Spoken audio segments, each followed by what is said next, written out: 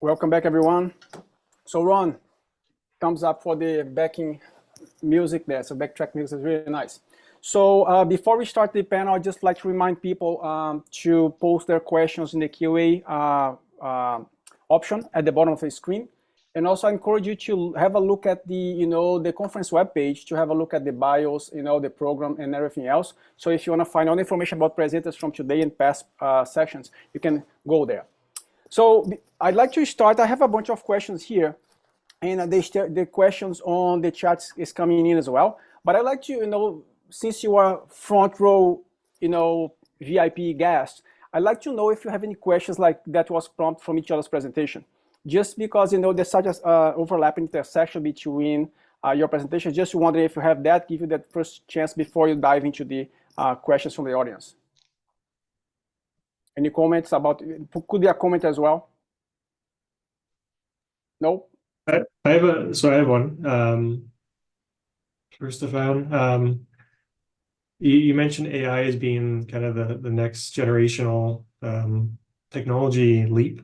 There are currently a few AI companies out there offering solutions for beef, cattle, sheep, but also for dairy. Are you aware of them, or have you looked into some of those options?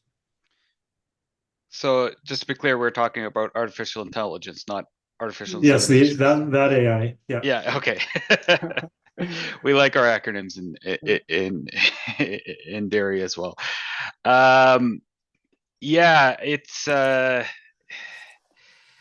is very cutting edge right now. I mean, there isn't anything that I think is at the producer level, even at the early adopter producer level yet. So there's a lot of promises made, but not really anything I could point to that say that's ready for deployment right now. And actually, I have a question back to you, and it's somewhat similar to one of the questions from the audience here. You mentioned rotational grazing is something that's still in the beef industry is a hard sell, if I can use those words. Why do you think that is?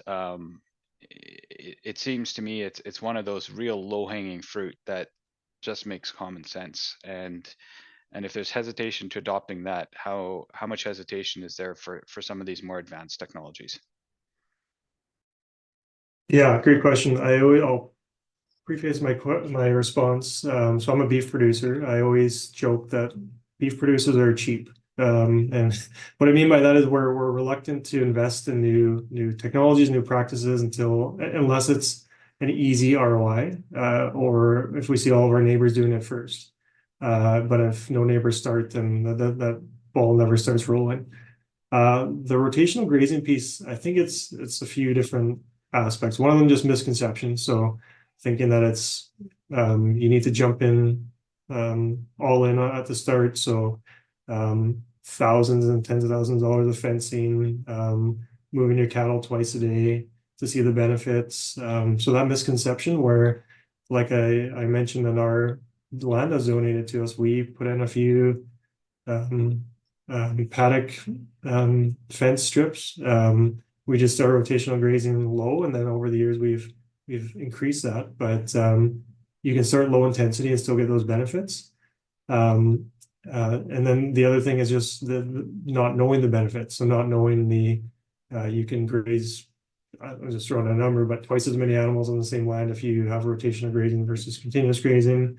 You can help with weed suppression. Like a lot of those are just maybe not known well enough for adoption. Okay, yep, that's interesting. So any more questions here? So I'd like to move to the audience question, and I always keep the names I know here. I want to give chance for people I don't know to ask questions here from the audience. And the first one is from Chaudhry, and this is something that comes back to how successful technology can be when it intersects with other variables, right? The question is how successful genetic improvement in cows may to reduce methane production in ruminants. So here, my question, maybe if I can paraphrase this question, is can technology alone help to reduce emissions, or which other variables might be at play there that you may need to combine? Maybe I'll start with, I'll dedicate this to the to Gabriel, Stefan, and Sean, because you have more experience with ruminants. Maybe I'll throw it and let you jump in. I'll jump in there. So yeah, methane efficiency, methane output per unit of milk is certainly something that's on our radar. Of course, methane is a very potent greenhouse gas, although short-lived. It is one of the ones that certainly draws a lot of attention. So there's really two ways to combat it. One is or three ways, I should say. First is really the advancements we've made over the last 25, 30 years, and that's, or even more than that, and that's just productive output per cow. And the methane output seems to be relatively constant. It's not like a cow that's producing 40 liters of milk is producing a lot more methane than a cow who's producing 30 liters of milk. In fact, it's probably a little bit the opposite way, where she's more efficient. So because it's relatively new, there isn't a lot of good data on in terms of a genetic index. Like there's a fantastic, well-researched genetic value for each animal in terms of her milk production, her fat output, her protein output, her type traits, her conformation, all of those things. But there isn't good data on methane, and that's where that's coming. That's the artificial insemination technologies that companies, the semen companies, they're doing research on this, and it is one of the things that's going to be in the future indexes of the bulls that we're picking. So there's the genetic improvement there, and then the third one, I guess, is the supplement feeding. You might have read recently 3-NOP is now approved for use in dairy animals, and it shows a fantastic reduction in methane output from the cows. But unfortunately, it's really hard to capture that cost back in any sort of value. Branding milk as low methane milk doesn't seem to be a good way to go about it, and just asking the farmers to have this additional expense without really any productive or even health-based advantage to the cows is also a hard sell. So that's maybe a question for our whole industry to tackle, is how do we incentivize these technologies that work but aren't necessarily economically sustainable. Mm-hmm. Yeah, incentives came up in the session yesterday as well, right? You need those incentives to get as a driver, right? So any other comments from the panel?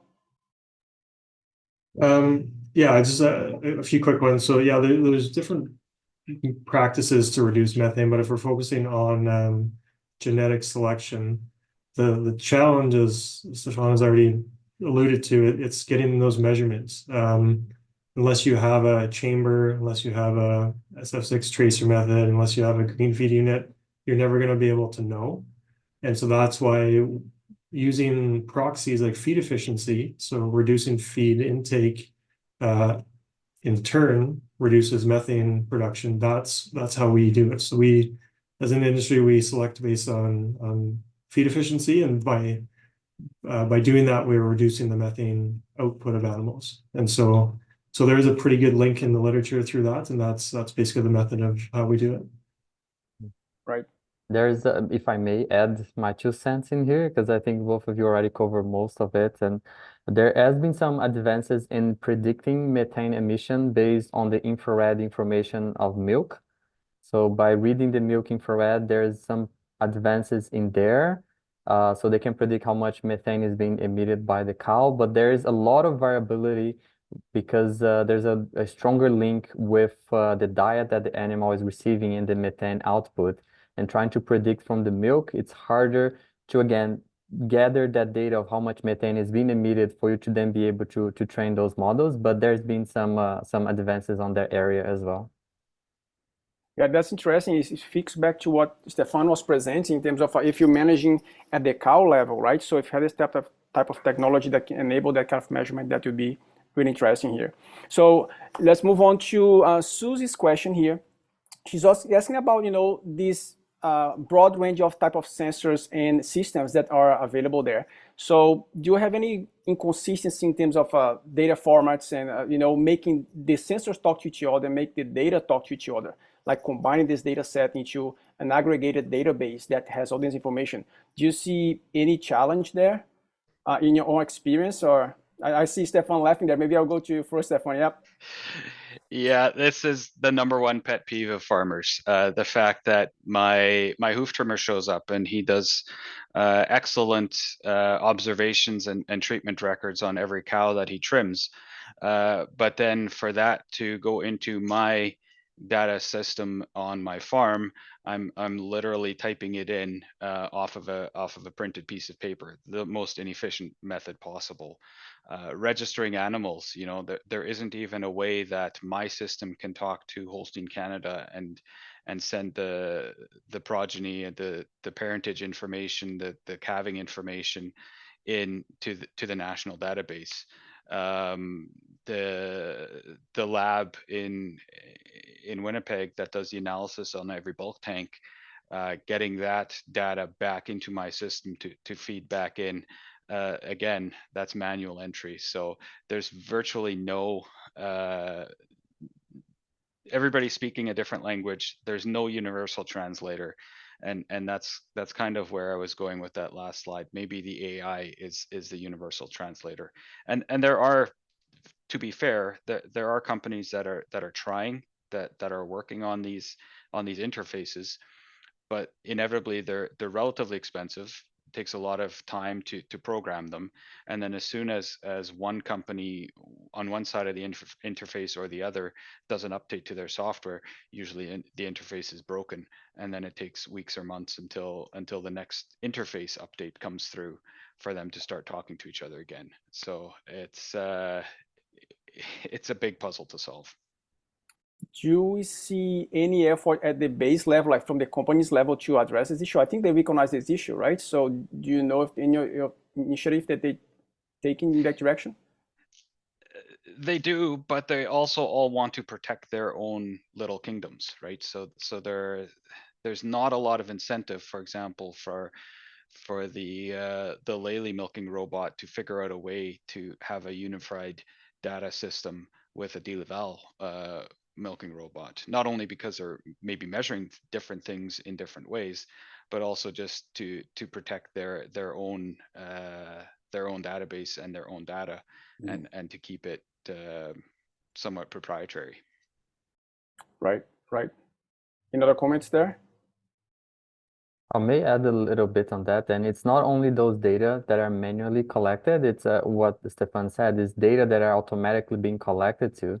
You have an array of wearable sensors that you can attach to the body of especially cows and large ruminants, and all of those sensors are collecting data automatically, so it's all automatically, but they all have their own system, they all have their own interface. And again, there's not much incentive for even those automated systems to talk between themselves, because again, they have proprietary knowledge and data. And even if the data is there, they are collecting different frequencies and maybe in different structures, and combining all of that in one unified structure, it's very challenging. Final thing I might add is, as computing power gets cheaper and more ubiquitous, there's actually processing happening on that raw data, even at the sensor level. So I mentioned the collars that my cows wear. Well, they're not just measuring, every movement and sound wave that's coming in, and then sending all of that data into my PC in the office. They're actually doing a lot of that early processing, figuring out, well, the sound waves that I'm hearing means the cow ruminated 463 minutes today, and sending the 463, not all of the raw data in. Again, probably from an efficiency standpoint, but that further complicates the issue that there's going to be different processing happening even at the sensor level. Yep, that makes sense. This brings the issue of data ownership, which I'll bring a little later. But maybe Keshav, can you comment on, your presentation? You comment a lot about, AI and the analysis of data. And there's a question here by Roland that some people are skeptical about data, right? Because they think that bringing technology into the farm may actually make things worse. So do you see that being the case, or do you see the technology being a solution to, crop production or agriculture in No, general? definitely, Marco. So first addressing the data format, I think it was more about the livestock. If I will think like in the crop production, the sensor has been used. It's mostly about like the case sensor type and platform is specific. So the data is coming definitely will be different from all those platform, but that can be standardized in taking care of the calibration when collecting the data. So that is the key part of like when you do the AI modeling, all those things using the data quality should be retained the same.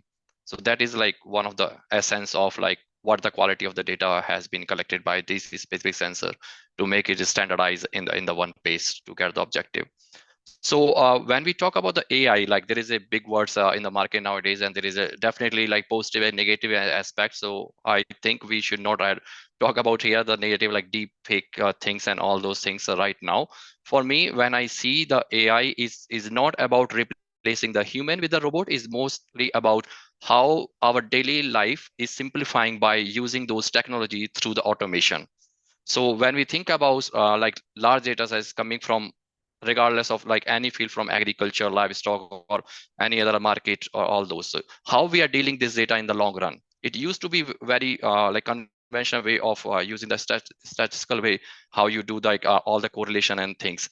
But when the data is keep coming day by day, what is the right platform to dealing with this data set when it's like never seems to be stopping and changing the all the humanity like is it just a next generation we are looking right now when we started the steam engine, all those like different technology boosting like having the computers, electricity, and now we are moving to the space when we are predicting the future. So when we predict something like yield prediction or all those kind of future things when we are predicting, I think that AI is playing a vital role in pacing those escalation for predicting the future, because data is getting input in different models and the model is learning from this data set and giving out the results. So that's how we are dealing with this model and predictive analytics. So we definitely need a standardized quality of the data, and then the model should be well trained in a way when there is a prediction, how accurate the prediction, and that's how we are having the ground validations coming from different like what the conventional way we are doing the traditional way, collecting the data from the ground like samples and everything, then matching up their accuracy, the model prediction with their accuracy, and then we making our decision. Okay, this model is how accurate it is in predicting our needs. So that's how I see the AI is playing a role in just handling the large data set in the market. Yeah. Yeah, that's quite interesting, right? You know, combining what you said with what Stefan presented before, like we're not only predicting, but we're almost determining the future, right? But you know, by actions we take today, for example, for determining the milk production based on the diet I'm formulating or I'm manipulating in real time. So this is actually very interesting. Let me go here. Maybe this is not as much of a technology question, but is asking about, you know, the role of bromoform tropical seaweed as an additive to reduce methane production. Do you guys know anything about that? Maybe Sean, do you have any familiarity with that topic? A fair bit. I'll share what I can because we are working with a few companies that are testing this, and I'm sure the question comes from the standpoint that it's not approved for use in Canada, so. It's shown a lot of benefit in research to reduce methane emissions up to 97%. So quite drastic, but there are some safety concerns around bromoform, around iodine, chlorine content in the product, and even getting a consistent distributor and supplier in Canada. And so, like I said, there are a few companies working with Olds College trying to get this tested and approved. Quite promising, but there are some logistical and just inherent characteristics of the product itself that makes it not something you can just feed at 5% inclusion rate in a diet, because that would cause adverse impacts on X, Y, and Z in a cow. Right. Sean, see your hand up there. Oh, no, Stefan, sorry. Yeah, dairy, it's a similar approach. It's a bit of a wait and see. There are definitely some concerns about milk quality, taste, and some of the micronutrient levels in milk after feeding these products. So That one, everybody seems to be a little bit more cautious of, as opposed to the 3 NOP that doesn't seem to have any obvious issues with milk quality or output. Right. Okay, so maybe coming back to the technology area here, there's a question from Bill Campbell to Sean. Sean, it looks like most of the research has been done at the feedlot level. Can we translate some of these results to the cow-calf producers, to the other stages of production of the Canadian beef system here? So yes, there is, and I think looking at Bill's question, he's also wondering about visual appraisal on efficient animals. So in the work that I did at U of M back a few years ago, we tested forage versus grain-based diets to see if efficiency was different. So is a forage efficient cow also efficient on a feedlot ration, and vice versa? And the answer there was, at the time, was no. So there is re-ranking that happens depending on the type of diet they're eating. So it's not just, unfortunately, it's not just an efficient steer or an efficient cow would produce an efficient steer in a feedlot. So there is work being done there, and there has been work being done since that's still being summarized. But on the visual assessment piece, that's how I always pitch feed efficiency to producers, is that you can have two of the exact same animals side by side, same weight, same conformation, everything the same. Until you test them, you wouldn't know that animal A eats up to 5 pounds per day less than animal B. Yet gains the same and looks the same and everything. So that's the main pitch for feed efficiency, is you can't visually assess them. It's not like a lower or smaller frame guttier animal is going to be less or more efficient than a tall frame continental breed or vice versa. That's I guess the beauty of genetics and gut function, is until you test them, you don't know. So that kind of assessment, if it cannot be done visually, then it has to be done through a proxy, as you mentioned before, like feed intake and that kind of technology. So yes, well, so feed efficiency would have to be done genetic, so DNA testing, or actually testing the animals in a system that monitors and records feed intake. Right. So Gabriel, you mentioned in your presentation, maybe changing gears a little bit here, about the 3 components of a system, right? Which is data, the analytics. Which of those 3 components do you see it's the largest bottleneck that needs to be addressed to have let's say a steeper adoption or a steeper improvement in our technology? I know that's a tough one, right? The adoption part, I'm probably not gonna cover that much. Maybe Stefan can cover on the adoption part as a producer, give his opinion. But on the development of the systems themselves, I still see that the availability of labeled data, that still is, for me, one of the major bottleneck that we have. So by labeled data, I mean we have data being collected, and Stefan gave an example in his presentation about the robot and the amount of data, the massive amount of data that's being generated from the robots. But when training those models, the model need a target to look after, and having that target included in your data still is the most laborious part of the process.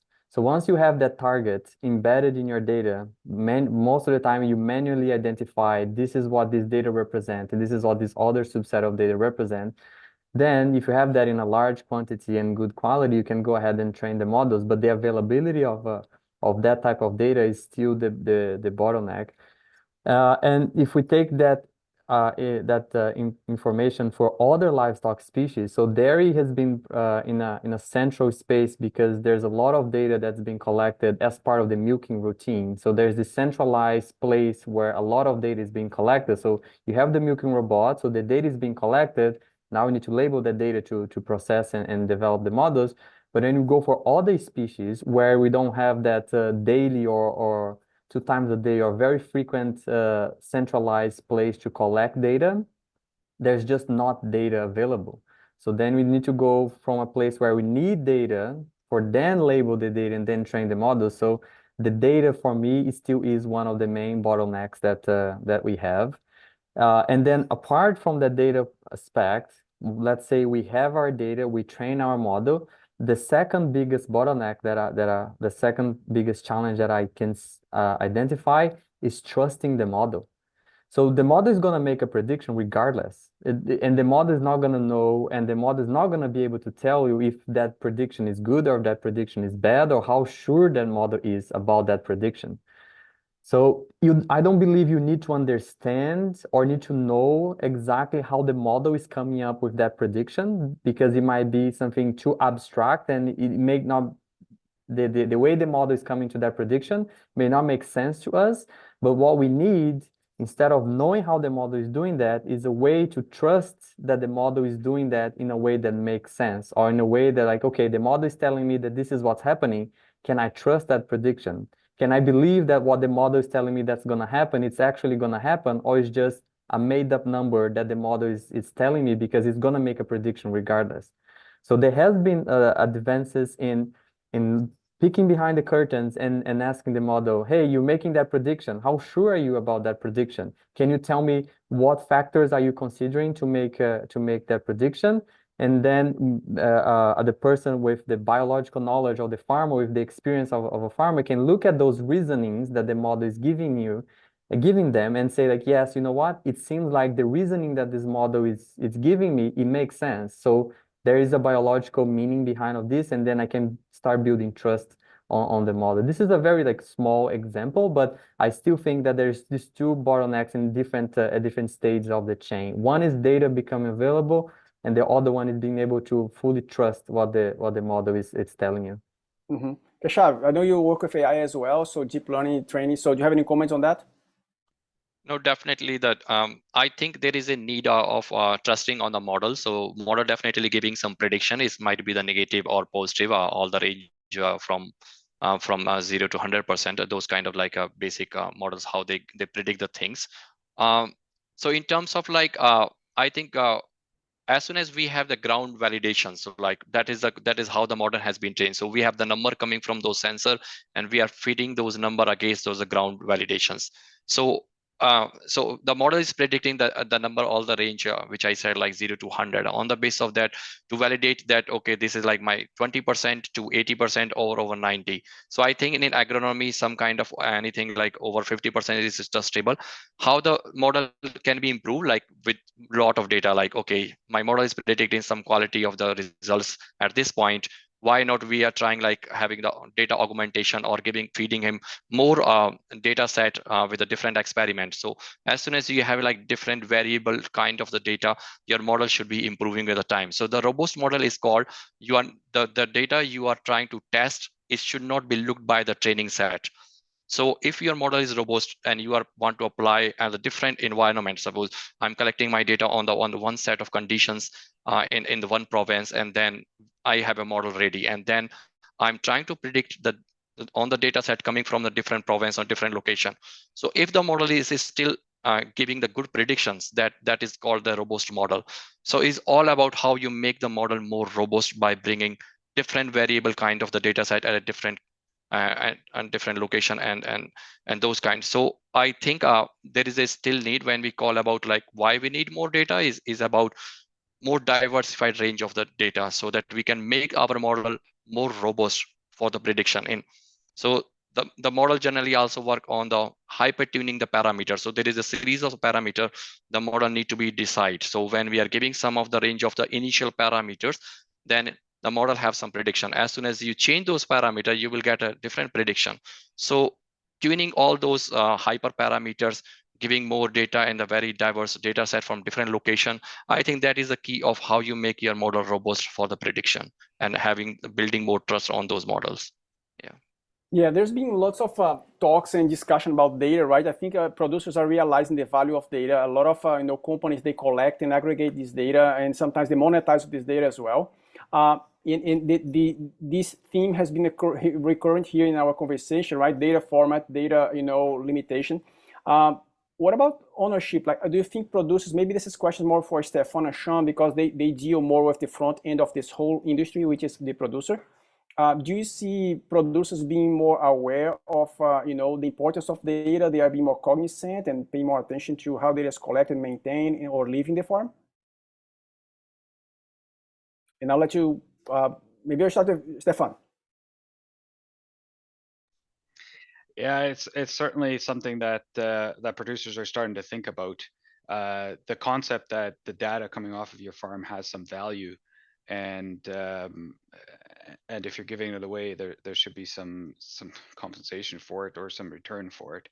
That's kind of a new issue for farmers to deal with. First of all, to understand all of the data that's there and what the value of aggregating it is, and then to understand their individual valuation of it. So it's unresolved, certainly, but it is something that even we as an industry collectively are thinking about. When we're thinking about the commitment to net zero 2050 for dairy in Canada, for example, it's not going to be about each individual farm hitting carbon neutrality. It's about the whole industry collectively hitting it, and collecting data together to demonstrate that is going to be the key. Right, Sean. Yeah, I'd agree. So the fact that data has value in it, that's definitely more in the minds of producers, given more and more companies are providing services that revolve around data. Another one relates to ownership is privacy, and so there's a reluctance of producers to share data, not always knowing how it's going to be used. I sometimes call it paranoia, because in some cases it's justified, in other cases they maybe just don't understand or haven't read the fine print how it's going to be used. And so if producers ever ask me about a software or a system, first thing I always do is I make sure that they're aware and suggest that they read the fine print in the contracts, agreements. And it might not be a formal agreement. It might be an in-app or an in-program pop-up that shows up and says, do you allow access to share this? By signing and checking yes, they need to be aware of what that's relating to. But why I say it could be a good thing is because some companies will take that data and anonymize it and provide summaries of, here's the averages for producers that are like you in these KPIs. And then that can be a benchmarking tool for producers to say, oh, I'm compared to 1,200 others in Western Canada, I'm below average in these metrics, I need to improve.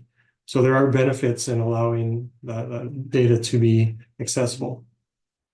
Right. Yeah, this theme is fascinating. I'd like to move on. You'll have maybe 12 minutes left here. I'd like to move on to carbon now, because this is one question here. Maybe I'll start with the question, then we explore this whole carbon thing, this theme a little bit. So the question is again from Chaudhry. He's talking about feed supplements like biopower. Do you see any incentive for producers to use it from a carbon credit perspective?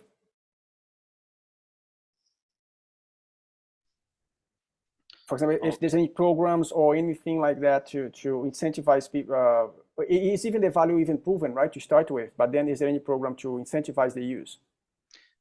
So I'm not exactly familiar with biopower. Bovaer, 3NOP, that's one just because it's been in the news recently.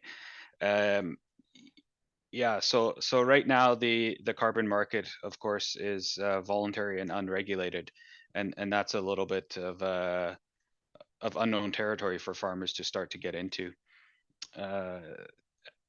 Again, for dairy, I think the emphasis is to retain those credits within the dairy supply stream. So it's going to be more interesting to talk about carbon insetting and collect the value from within the system, whether it's a processor or a retailer. that wants to invest in greenhouse gas reduction rather than selling it outside the supply stream to some company or office or who knows where outside of agriculture. So that's probably where I hope it will end up in. That it isn't something that that just leaves the value stream. Right. So when you talk about carbon, like we know there's a lot of emphasis on monitoring and being able to measure, right, and improve that you have those gains. So going back to the technology, do you think we know technology is revolutionizing this whole market, like in terms of how we can measure? But do you know of any type of technology that has been particularly geared towards this kind of measurement? And Keshav, I have a, the livestock group here in mind, but I also have you in mind when it comes to crop, maybe in terms of measuring crop dynamics carbon dynamics in cropping systems. So I'll leave this open. Does anyone want to jump in terms of measurements, technology, and carbon markets? So I can add, Marco, about the technology thing. There is a science, like science can solve all those things. There is a how much like cost is there. So definitely there is a sensors which we call the very high resolution, like for example the hyperspectral, and there is a infrared like more higher wavelength sensor which is most best predicting where the absorption is going by these especially like gaseous particles on the air. So there is a technology, there is a sensor available, like on the it is going at a very high scale because those are quite expensive, like getting those sensor. If someone like doing the research component, I think it is good for the industries like who is playing a big role here, like investing and playing out with the sensing technology. So specific to like carbon credit or nitrogen credit, all those CH4 emissions from the livestock, I think there is a scope of those sensors need to be playing a vital role in predicting all those like specific values of how much is like carbon is emission coming from the agriculture land, or methane is coming from livestock, or when you use the fertilizer, how we are optimizing the fertilizer in a way we can minimize our N2 emissions, which is like 300 to 1,000 times more gas greenhouse as compared to the carbon. So there is a sensor has been started like playing a role in the market, but the investment is a key. So that is also the part of adaptation. So at the end, if someone want to adopt and try and doing the things on to support the science, that's need an investment at the first end. So whenever any new technology comes, there is also like the research is always a key component boosting any kind of application on the ground. So for specific to the hyperspectral, I think when I'm forcing more on hyperspectral, this is something which our eyes cannot look. So we have only the combination of RGB or something like 7 colors which our eyes can detect. But beyond this, there is a, like when I'm saying 300 channels, it means it's looking the fact which our eyes cannot even think about at the fun instant. So if there is a like pathogen or disease or pest attack on the crop, or there is like emissions which you cannot, like when you see the air, it is hard to like separate out the different gaseous particles. So that's how the spectroscopy playing a role in predicting where the absorption is going place. And then you are like deconvolving those values coming from those signals, which we call like reflectance signals. And then you are making like your model is saying, okay, this is the quality of those elements in the gas or any of the like soil particles. And then what is the abundance of the presence of this element on the soil or on in the air. So that's I'm like the science is there, the things is there, but again I'm repeating, like who is doing the investment and to use those technology and making the use on the ground application, like for the end users. So that is still not validated. Yeah. So do you need, like, for the group again, do you think, we're talking about technology it's fairly complex. The data analytics is not, it's very complex, it's not easy either. So do you see the future of the industry as a service provider type of industry, or can the farmer directly acquire this technology and implement it itself? Sean, yeah, I was I'll answer that and also adding to Keshav, the cost prohibitive. Like we have LICOR chambers at the college here we use to measure emissions from the ground, but no farmer would ever invest that money to do it in their field because it'd be in the tens of millions. Same with, I mentioned in my presentation, there's technology out there to measure carbon up to 30 centimeters in the soil just by driving over it with a penetrating system. So those exist. That in that case, that's a service provider, and that's what I see them continuing to do, because producers, there wouldn't be the return for them to invest in, and there wouldn't be a benefit as of today for them to have that measurement on their own farm. Where that's a bit different, so like I said, the methane emissions, places like Olds College and a few other centers, we offer that testing where we can test for feed efficiency and by proxy methane emissions, or we can actually measure methane emissions from animals. So that comes at a cost, but it's an accessible service that you don't need to invest in that equipment. Right. Any other comments from the panel? So no, Sean, definitely is there. So if I give you like a little bit on the Lycors kind of the instrument, is still all the soil sensor, you can say those are deployable, like human is going ground by ground and deploying those. And even the Lycor, which is 100,000 investment. Those are, I can see like Lycor is kind of research based. Like even I'm talking the hyperspectral, I'm not thinking about hyperspectral is purchased by any producer. That's not the goal here. It's mostly the research is driving using of those like hard resolution sensor and giving some specific filtering bands or the lens, which can be shot out in a small scale, like multispectral sensor or RGB based, those high resolution sensors. So, and even soil sensors now is deployed on different part of the land, and even the Lycor, those are not high throughput sensors. So when I say the high throughput is like you are scanning the large field, and then you have having generating like big data, big images. And then you're feeding those images in the AI model and then predicting this each pixel base. So pixel can be like millimeter resolution to some centimeter resolution. So now we are talking about high throughput technologies, which giving you a specific value of those pixel base, not about you are judging like, okay, my soil sensor is here. What is after 100 meter from my space of the soil sensor?